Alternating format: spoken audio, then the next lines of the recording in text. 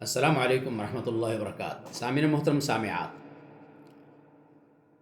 اللہ تعالیٰ نے قرآن کریم میں انسانوں کے لیے مکمل ضابطۂ حیات نازل کیا ہے،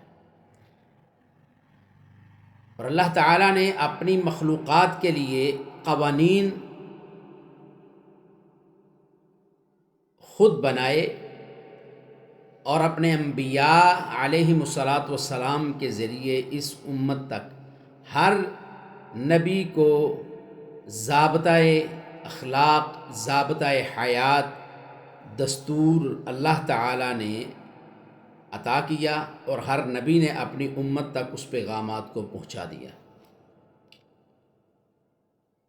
یہ نہیں ہے کہ اللہ رب العزت نے کسی امت کو پیدا کیا اور اس کو بغیر اس کی اصلاح کیے، ان کو بغیر گائیڈ دیے، بغیر ان کی تربیت کے انبیاء علیہم الصلاۃ والسلام کو بھیجنے کے اللہ نے ان کو سزا دی ہو نافرمانی کی وجہ پر۔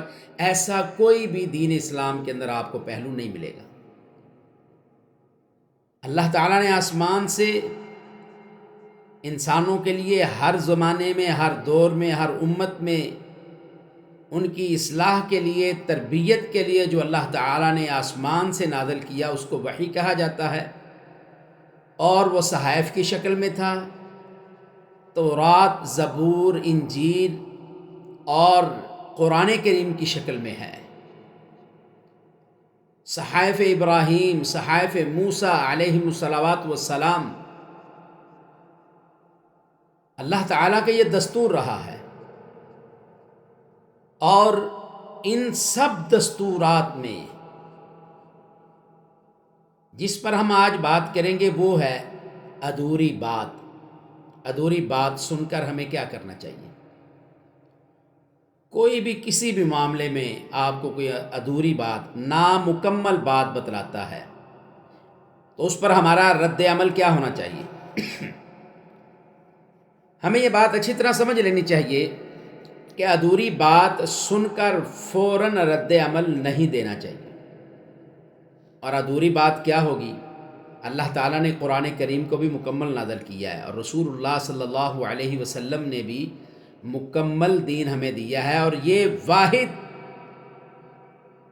آنے والا آسمان سے اللہ کی طرف سے اس امت پر، یہ تمام امتوں میں سے واحد انعام یہ ہے اس امت کے لیے کہ اللہ تعالیٰ نے اس کا دین، اور ہمارا دین اللہ تعالیٰ نے مکمل کر دیا ہے۔ الیوم اکملت لکم دینکم واتممت علیکم نعمتی ورضیت لکم الاسلام دینا، سورۃ المائدہ۔ اور یہ اس بات کی دلیل ہے کہ دین اسلام میں ادھوری بات نہیں ہے۔ کرنے والے کا مزاج وہ الگ ہو سکتا ہے، وہ بات ادھوری بتائے، مگر اللہ نے آسمان سے اور محمد کریم علیہ الصلاۃ والسلام نے اس دین کو مکمل کر دیا۔ اس میں کسی چیز کو چھپایا نہیں ہے۔ اور عموماً ادھوری بات جو ہوگی وہ کیا ہوگی؟ وہ ہم انسانوں کے اپنے معاملات ہیں، جو ہم ایک دوسرے سے روز بروز ملتے ہیں، روز شبانہ ملتے ہیں، اور جو ہم ایک دوسرے سے معاملات کرتے ہیں، باتیں کرتے ہیں، پیغامات دیتے ہیں، کسی کے بارے میں بات کرتے ہیں۔ عموماً ادھوری بات چغلی اور غیبت میں آتی ہے۔ کوئی کسی کے بارے میں کسی سے خسر خسر کر رہا ہے تو ادھوری بات بتا رہا ہے، اور اس کو ہم اپنے معاشرے میں لے کے آئیں تو بسا اوقات اولاد اپنے والدین کو ادھوری بات بتلاتی ہے، بسا اوقات بیوی اپنے خامند کو ادھوری بات بتاتی ہے، خامند اپنی بیوی سے ادھوری بات کرتا ہے، بھائی بھائی سے بات ادھوری کرتا ہے، معاشرے میں خریدار اور بیچنے والا، فروخت کرنے والا، یہ آپس میں ادھوری بات کریں گے۔ ایسے بھی ہوتا ہے، مکمل کرنے والے بات بھی صاف شفاف قولاً سدیدہ بھی موجود ہے، لیکن ادھوری بات بھی ہے جس کا نتیجہ اور جس کا رزلٹ یہ نکلتا ہے کہ معاشرے کے اندر خرابی ہی خرابیاں پیدا ہوتی ہیں۔ اس لیے ادھوری بات سن کر ہمیں کیا کرنا چاہیے؟ ادھوری بات سن کر ہمیں فوراً رد عمل نہیں دینا چاہیے۔